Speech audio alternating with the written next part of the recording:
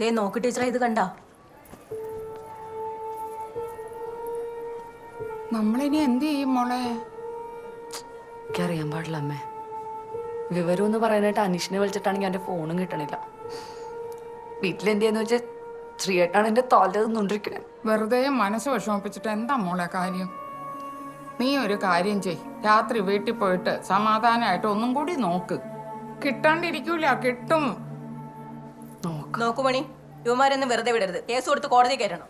എന്ത് ചെയ്യാനാണോ? ചേച്ചി. എന്തായി അനീഷേ? എന്റെ അനീഷ് എത്ര നേരമായിട്ട് ഞാൻ വിളിക്കണ അനീഷ്, ഫോൺ എന്തിയേ? ചേച്ചി ഇന്ന് ഫുള്ള് ഓട്ടായിരുന്നു, ഒരു രക്ഷയില്ലാത്ത ഓട്ടായിരുന്നു. ഫോണാണ് ചത്തും പോയി. അല്ല മോക്ക് എങ്ങനെയുണ്ട്? മോക്ക് കുറവുണ്ട്. നീ ഇത് കണ്ട അനീഷേ? കണ്ണി ചോരയില്ലാത്ത ചെയ്തല്ലേ ഇത്? അതിപ്പോ എന്ത് പറയാനമ്മ, നമുക്ക് ശരിയാക്കാം. ഞാൻ പറഞ്ഞിട്ടുണ്ട്. എന്തെങ്കിലും ശരിയാവും. എന്ത് പറയാനാണ് ഇനി? അവരടുക്കണില്ല ചേച്ചി. ഞാൻ അവിടുത്തെ സ്റ്റാഫുമായിട്ട് സംസാരിച്ചു. ഈ പർട്ടിക്കുലർ ബാച്ചിൽ വന്ന മാലയിൽ 4 എണ്ണത്തിന് സെയിം കംപ്ലൈന്റ് ഉണ്ട്. പക്ഷെ അവരുടെ കേസിൽ അവർക്കൊക്കെ കാശ് കൊടുത്ത് സെറ്റിൽ ചെയ്തു. നമ്മുടെ കേസിൽ ബില്ലില്ലാത്തോണ്ട് ബില്ല് കമ്പ്യൂട്ടറിനകത്ത് കാണില്ല. അതിൽ നിന്ന് എടുക്കാൻ വല്ല മാർഗം ഉണ്ടോ? ഇല്ല ചേച്ചി, അത് നടക്കില്ല. ഒരു മാസത്തിൽ കൂടുതൽ അവർ സേവ് ചെയ്യില്ല. ബാക്കപ്പ് ഹാർഡ് ഡിസ്കിൽ സാധനം ഉണ്ടാവും, പക്ഷേ അത് നമ്മൾ വിചാരിച്ചാൽ കിട്ടില്ല. പോലീസ് ഇടപെട്ടാൽ ചിലപ്പോൾ അവർക്ക് വേണമെങ്കിൽ പൊക്കാൻ പറ്റും. പക്ഷേ പോലീസിൽ കംപ്ലൈൻറ്റുമായിട്ട് മൂവ് ചെയ്യണമെങ്കിൽ നമ്മുടെ കയ്യിൽ ബില്ല് ഇഷ്യൂ. എന്ത് ചെയ്യണമെന്ന് എനിക്കൊരു പിടിയും കിട്ടണില്ല. ചേട്ടനാണ് ആകെപ്പാടെ ബഹളം വെച്ചോണ്ടിരിക്കുക. ചേച്ചി ടെൻഷൻ അടിക്കണ്ട, ഒന്നുകൂടെ ഒന്ന് തപ്പി നോക്ക്. അത് കിട്ടുമ്പോൾ എന്നെ വിളിച്ചാൽ മതി. ബാക്കി നമുക്ക് മൂവ് ചെയ്യാം. ഓക്കെ?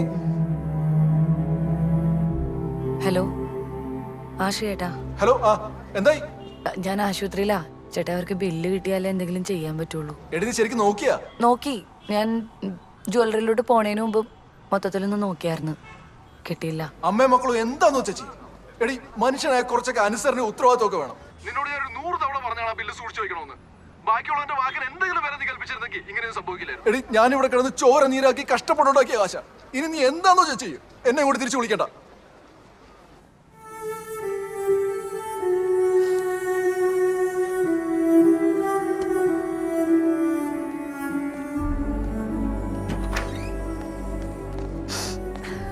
അനീഷ് എന്ത് പറഞ്ഞു മോളെ?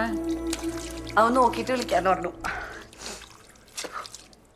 ശ്രീയേട്ടനായിരുന്നു ഫോണില്. എന്നിട്ട് ശ്രീ എന്താ പറഞ്ഞേ?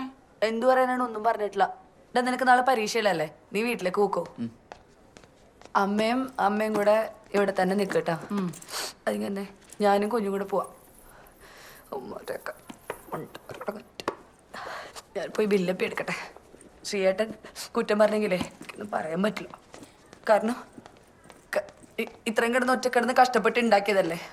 അപ്പൊ പിന്നെ ആർക്കെങ്കിലും ദണ്ണം വരും. എന്നോടൊരു 100 പ്രാവശ്യം പറയണതാ ഇങ്ങനെയുള്ള സാധനങ്ങളൊക്കെ സൂക്ഷിച്ചു വെക്കണം എന്ന്. എൻ്റെ കയ്യിൽ തന്ന ബില്ല എന്നിട്ട് കൊണ്ടുവന്ന് കളഞ്ഞിട്ട്. അപ്പൊ നീ എന്താ റെഡി ആയിക്കേ? എന്നിട്ട് ഇപ്പൊ കുറ്റം പറഞ്ഞാലും വഴക്ക് പറഞ്ഞാലും എനിക്ക് നീ എന്ത് നോക്കിക്കൊണ്ടിരിക്കണേ? അപ്പോ ഒന്ന് പോയി ബാഗ് എടുത്തിട്ടേ. ഫോൺ. എന്റെ താക്കോല എവിടെ? താക്കോലി നിന്റെ ബാഗിലില്ലേ?